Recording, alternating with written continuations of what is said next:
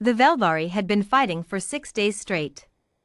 General Kale Veyron stood at the edge of the command ridge, his 4 eyes scanning the smoldering ruins of what had once been the colony city of Arseth.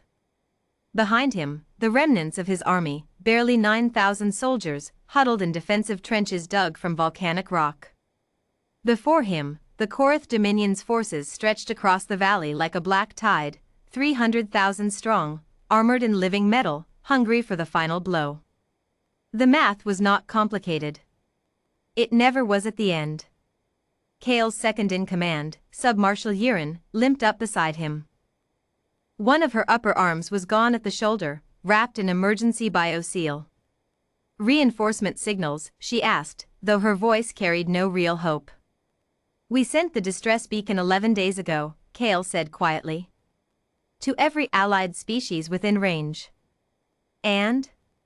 He said nothing. That was answer enough. The Dratheen had responded first, with apologies. Their fleet was engaged elsewhere.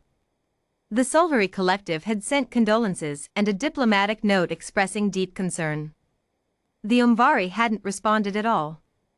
Every species in the interstellar compact had looked at the coordinates, looked at the enemy numbers, and silently decided that Arseth was already a grave. Nobody was coming. Kale gripped the railing. "Tell the soldiers to rest while they can. The Korath will begin their final push at dawn." Yirin nodded and turned away. "She didn't say it has been an honor." They both knew it had been. It was Sub-Marshal Yirin who noticed it first, not with her eyes, but with her instruments. "General." Her voice was strange. Tight. "I'm reading something in the upper atmosphere." Kale turned. The sky above Arseth was the deep bruised purple of this world's night, scattered with the light of dying fires below. But high, very high, where the thermosphere kissed the vacuum of space, something was moving. Fast. Multiple somethings. "Korath reinforcements?" he asked. "No." Yirin stared at her screen. "The approach vectors are wrong. They're coming from the outer system. From the jump point near the third moon." She looked up at him, and even in 11 years of war, he had never seen that precise expression on her face. "General, I don't recognize these drive signatures." Then the sky cracked open. Not metaphorically. Not poetically. The upper atmosphere split, sheared apart by the bow shocks of something entering at a velocity that should have been physically suicidal. Plasma trails blazed across the purple dark like the fingers of an angry god. 1, 5, 12, 20. And then too many to count. The Korath forces in the valley below stirred. Even at 9 kilometers distance, Kale could see their formations shifting, confusion rippling through ranks that had known nothing but certainty for 6 days. "What are those?" Yirin whispered. The falling objects slowed, impossibly, brutally fast, using retrothrust that turned the sky white. And as they descended below the cloud layer, as the plasma faded and the shapes became visible, Kale Veyron finally got a good look at what had answered their distress call. Ships. But not like any ships in the compact. These were brutal things, angular and scarred, built without any aesthetic consideration whatsoever, designed purely and completely around the singular concept of delivering violence from orbit to ground. They bore markings in a script he didn't recognize. And on the largest vessel, painted in stark white against gunmetal gray, was a single symbol, a circle bisected by a vertical line, surrounded by a ring of stylized flame. The flag of a species he had never personally encountered. "Run the registry," he said. Yirin's fingers moved. A pause. Then, Earth. "General, those are human ships." Admiral Darian Voss did not consider herself a dramatic person. She stood on the command deck of the USFS Relentless, United Sol Fleet ship Relentless, and watched the tactical display with the calm focus of someone who had spent 31 years in uniform learning to feel nothing about numbers except what they meant operationally. The numbers here were interesting. 300,000 Korath, said her tactical officer, Commander Jimenez. Against approximately 9,000 Veldari defenders.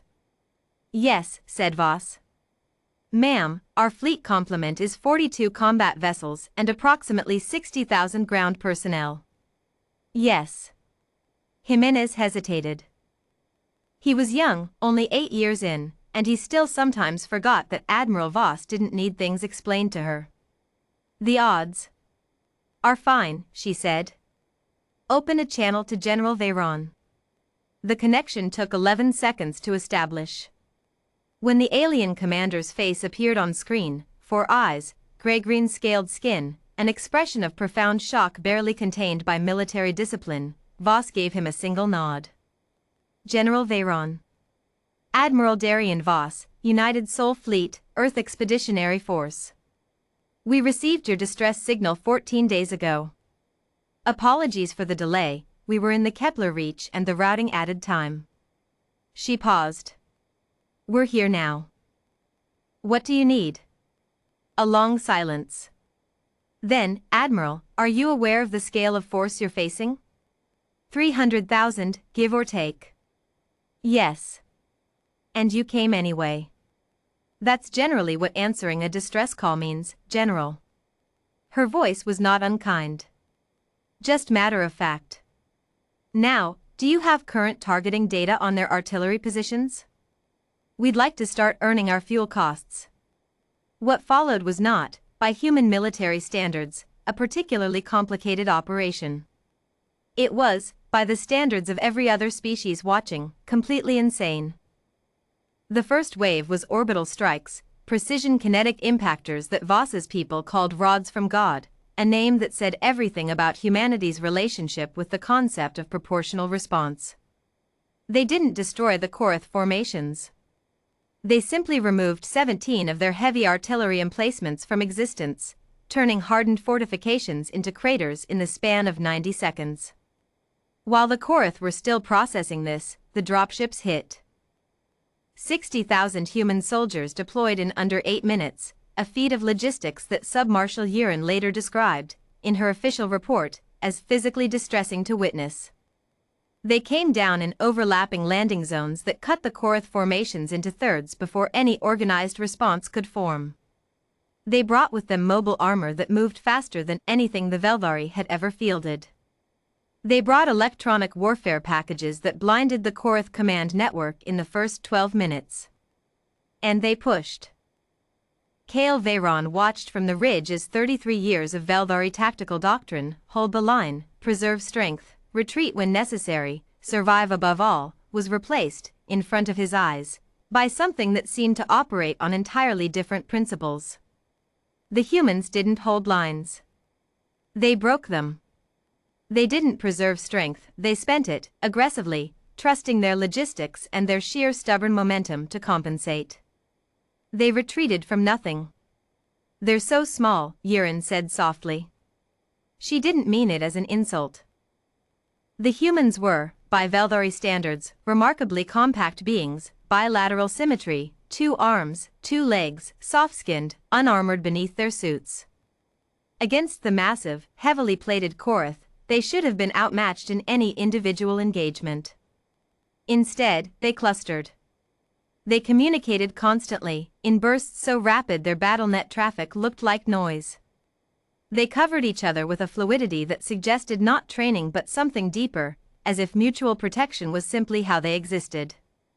The Korath, who had never fought humans before, made the mistake of engaging them in the open. Within 4 hours, the Korath front line had broken. Within 7, their command structure had collapsed. By the time Ar Setha's second sun rose over the horizon, what had been 300,000 soldiers was a retreating mass of scattered units being methodically contained by human ground forces while the Relentless and her sister ships ensured no orbital escape. Admiral Voss met General Kale Veyron in person for the first time in the ruins of the Ar Seth Central Plaza. She was shorter than he expected. Most humans were. She walked with the unhurried confidence of someone who had exactly as many concerns as she'd decided to have, which appeared to be very few. Your people fought well to hold this long, she said, extending her hand, the human greeting gesture, he'd read about it. He took it carefully. Your people fought as though the odds meant nothing. The odds meant something, Voss said. We did the math. We just decided to do it anyway. She looked out at the smoldering valley, at the Korath forces in full collapse, at her soldiers moving with disciplined efficiency through the aftermath. Somebody needed to show up. Kale thought of the Drathen apologies. The Sulvari condolences. The Umvari silence. He thought of 9,000 soldiers watching the sky and believing nothing would fall from it. 14 other species received our signal, he said quietly. None of them came. Darien Voss looked at him. Her eyes were an unremarkable brown, and they held something he would spend years trying to find a word for in his own language. It wasn't arrogance. It wasn't recklessness. It was something much simpler and much more terrifying. Certainty that showing up was not optional. Well, she said. We did. In the archives of the Interstellar Compact, the Battle of Ar-Seth is recorded as a turning point, not merely militarily, but philosophically.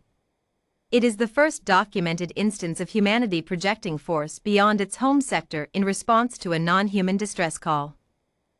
14 species sent regrets. One species sent 60,000 soldiers. When later asked, in a formal compact inquiry, why Earth had responded when no one else had, Admiral Voss's answer was entered into the record verbatim. Because they asked. And because we could. Compact historians have spent considerable time analyzing the deeper strategic and cultural implications of this answer. Human historians consider it self-explanatory.